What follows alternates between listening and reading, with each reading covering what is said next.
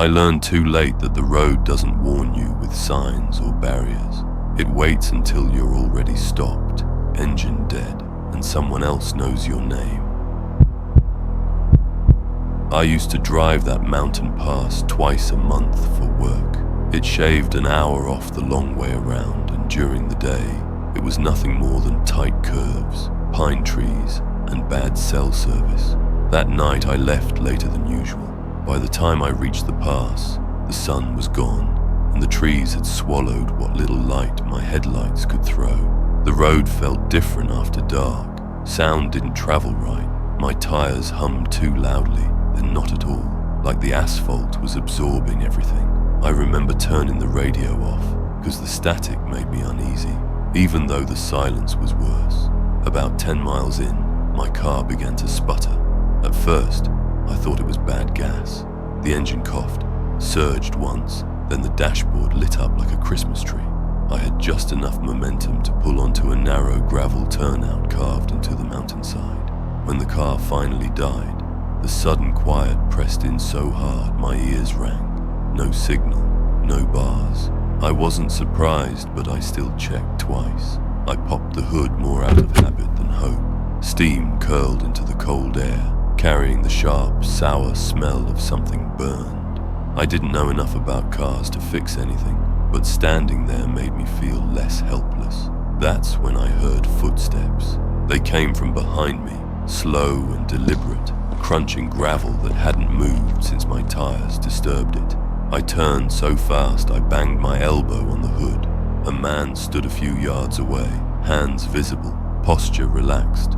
He looked out of place, not threatening, just wrong somehow. His clothes were old-fashioned in a way that didn't feel intentional. A dark jacket, heavy boots, no reflective gear, no flashlight. Car trouble? He asked. His voice carried too clearly in the open air. Yeah, I said. I think it overheated. He nodded, stepping closer. That happens up here. I waited for him to introduce himself. He didn't. Do you live around here? I asked. He smiled, but it didn't reach his eyes. Not many do anymore. He leaned over my engine, peering inside as if he knew what he was looking at. After a moment, he straightened. You won't get it running tonight, he said. You're lucky I came along. Something about the word lucky made my skin prickle. I can call a tow in the morning, I said. I'll just wait in the car. He shook his head slowly. You don't want to stay here after dark, Emily. My stomach dropped. I hadn't told him my name. I'm careful about that. Always have been. How do you know my name? I asked. He looked genuinely confused, like I'd asked why the sky was dark. You took this road before, I remember. That's not possible, I said. I've never seen you. His smile returned, thin and patient. Most people don't. The air felt colder suddenly, my breath fogging thick and white. I thought about getting back in my car, locking the doors, but he was standing between me and the driver's side. There's a house not far from here, he said. You can wait there, warm. Phone line still works. Every instinct I had screamed no. I'm fine, I said. I'll stay with my car. For the first time, his expression hardened. That's a bad idea. The way he said it, flat, certain, made my chest tighten. I did the only thing I could think of. I stepped past him, close enough that I smelled damp earth and something faintly metallic on his clothes, and got into my car. I locked the doors with shaking hands. He didn't try to stop me. Instead, he leaned down so his face was level with my window. They found the last one right where you're sitting, he said quietly. I didn't respond. I couldn't. He straightened and walked back into the darkness, his footsteps fading until the silence returned, heavier than before. I stayed in that car for hours, wrapped in my coat, watching the trees beyond my headlights. Every so often, I thought I saw movement just beyond the light, shapes that didn't belong to animals, standing too still, too upright. At dawn, a park ranger found me half asleep and hysterical. He towed my car and drove me down the mountain without asking many questions. Later that week, curiosity got the better of me. I went to the local library and asked about the road. The librarian hesitated before pulling out a thin folder, yellowed with age. In 1974, a family of 4 vanished after their car broke down on that same stretch. No signs of struggle, no remains. The house nearby, if it ever existed, was never found. No one has officially lived on that road since. When I asked about a man matching the description I gave, the librarian went pale. "That's not possible," she said. "He died years before that family disappeared. I don't take that road anymore." Sometimes, late at night, when my phone buzzes with a notification and no name attached, I remember the way he smiled and said he remembered me. And I wonder how many times he's been waiting there, listening for the sound of an engine dying in the dark. At 1:17 a.m., my television showed my front porch, lit, empty, and waiting. I was standing inside my living room, staring at it from 10 feet away. I've never believed in the idea that technology can turn against you. Wires fail, signals drift, old equipment glitches. That's what I kept telling myself the night I found Channel 3. I was up late because the TV wouldn't stop flickering. It's an old set I keep in the living room, one of those bulky flat screens from the early 2000s, hooked up to a cheap digital antenna. Around midnight, the screen started cutting to black every few minutes, the audio popping like knuckles cracking. I figured the antenna had shifted again. Wind does that where I live. Small town, lots of open fields, nothing blocking it. I went into the settings menu and started manually scanning channels. Most were the usual: infomercials, static, religious stations broadcasting sermons to nobody. The channel numbers climbed higher than I'd ever seen before. 70s, 80s, 90s. Then the scan paused. Channel 3. That caught my attention because our local stations don't go that low anymore. Channel 3 shut down years ago, before I moved here. The screen went grey with heavy static, the kind that hisses like something alive. I almost skipped past it, but then the static thinned. The picture stabilized. It took my brain a second to understand what I was looking at. It was my front porch. The angle was wrong, low, like the camera was set near the steps, pointing up at my door. The porch light was on, casting that yellow cone of light onto the peeling paint and the welcome mat my sister gave me last Christmas. The image was grainy, slightly distorted but unmistakable.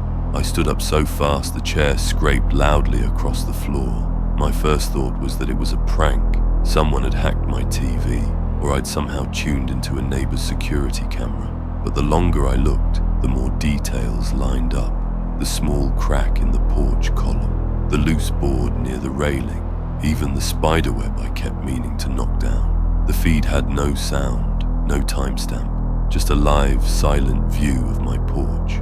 I walked to the window and pulled the curtain back an inch. The porch outside matched the screen exactly, empty. When I looked back at the TV, the image jittered.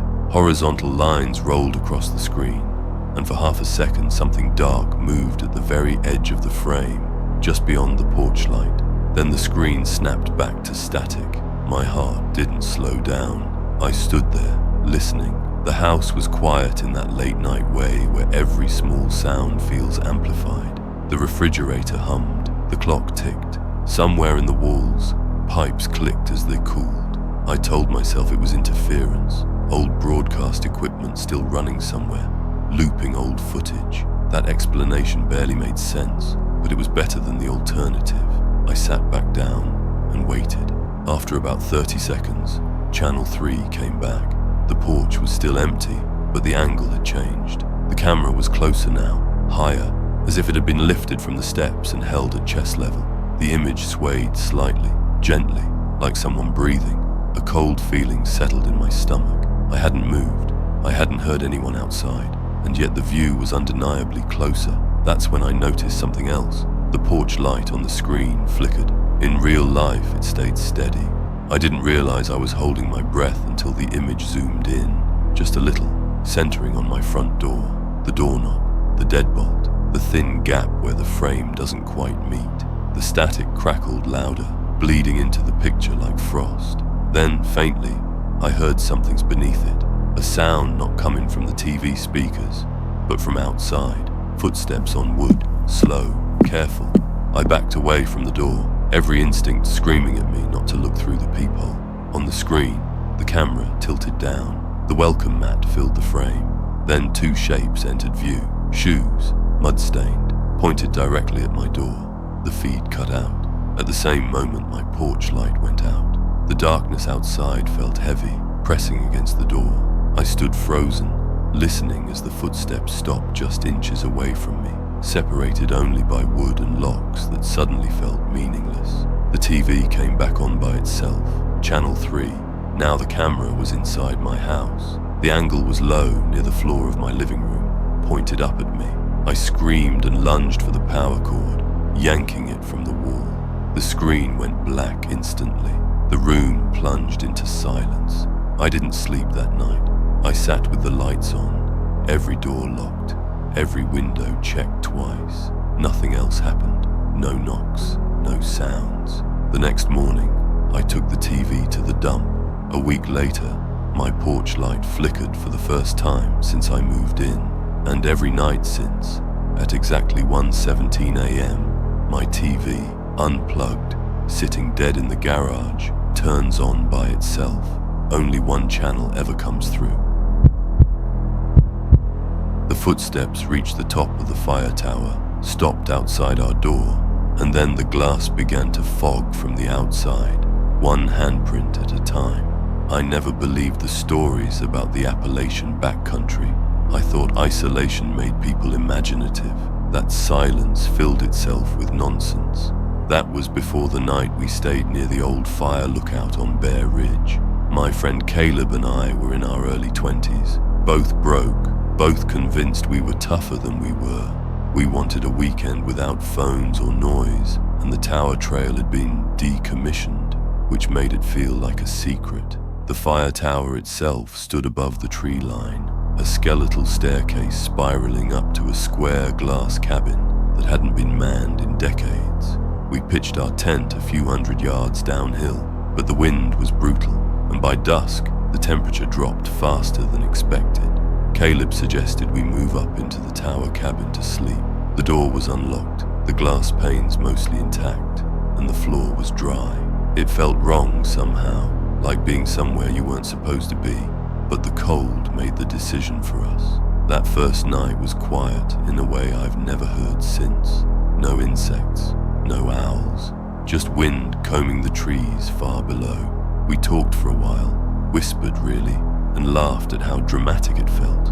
Around midnight I fell asleep watching the stars through the dirty windows. I woke up to the sound of metal creaking. At first I thought it was the wind flexing the staircase, but then it happened again, slow, deliberate, a footstep, then another. The sound traveled upward, rung by rung, each step closer than the last. I sat up, heart already racing, and looked at Caleb. He was awake too. His eyes were wide, fixed on the trapdoor in the center of the floor where the stairs ended. Someone was climbing the tower. We listened in silence as the steps continued. No rushing, no stumbling. Whoever it was took their time, like they knew exactly where they were going. The metal groaned under their weight, and with each sound my chest tightened. Finally, the footsteps reached the top. They stopped right below the trapdoor. I don't know how long we waited. Seconds stretched into something shapeless. Then I forced myself to lean forward and lift the trapdoor. The staircase below was empty. I swept my flashlight beam down the spiral, expecting a face, a prankster, anything. But there was no one. The steps were bare metal, dry and rusted, no shadows moving, no sound at all. Caleb let out a shaky breath and laughed, too loudly. Probably an animal, he said, though his voice didn't believe it. We closed the trap door and tried to settle back down. Neither of us slept. That's when the smell started. Wet earth, thick and heavy, like freshly turned soil. It didn't belong up there, exposed and dry. I followed it to the windows and noticed something that made my stomach drop. The glass was fogging, not from our breath, only the lower corner of one window, blooming outward like a slow exhale. And then, pressed into the fog from the outside, a muddy handprint appeared, full palm, long fingers, too clear. I stumbled back, knocking into Caleb. Before I could speak, another handprint appeared beside it, then another. They didn't slap or smear, they pressed one by one, as if whatever was out there was calmly testing the glass. There's no platform out there, Caleb whispered. There's nothing to stand on. He was right. The cabin windows opened to open air, 30 feet above the ground. The footsteps started again. This time, they weren't below us. They circled the cabin. Metal creaked softly, not from the stairs, but from the railing that ran around the outside, except there was no walkway left, just rusted supports and gaps. The sound moved window to window, slow and patient. More handprints appeared, some smeared downward, like the thing outside was dragging itself along the glass. Others pressed higher, fingers stretching beyond where a human arm should reach. I don't remember deciding to leave. I just remember the trapdoor flying open and us scrambling down the stairs, flashlight bouncing wildly. The footsteps followed us, above, below, sometimes right behind us, sometimes echoing ahead like it was choosing shortcuts we couldn't see. We didn't stop running until dawn broke through the trees. We never went back for our gear. We never reported anything. When we checked online weeks later, we found a forum post, buried years deep, about hikers who heard climbing footsteps in abandoned towers, about handprints on glass that vanished by morning. The tower on Bear Ridge collapsed 2 years after our trip, brought down by a storm. Sometimes I still wake up smelling wet earth, and when it rains, I find muddy handprints on my windows, always just one at first, appearing slowly, like whatever climbed that tower is still taking its time.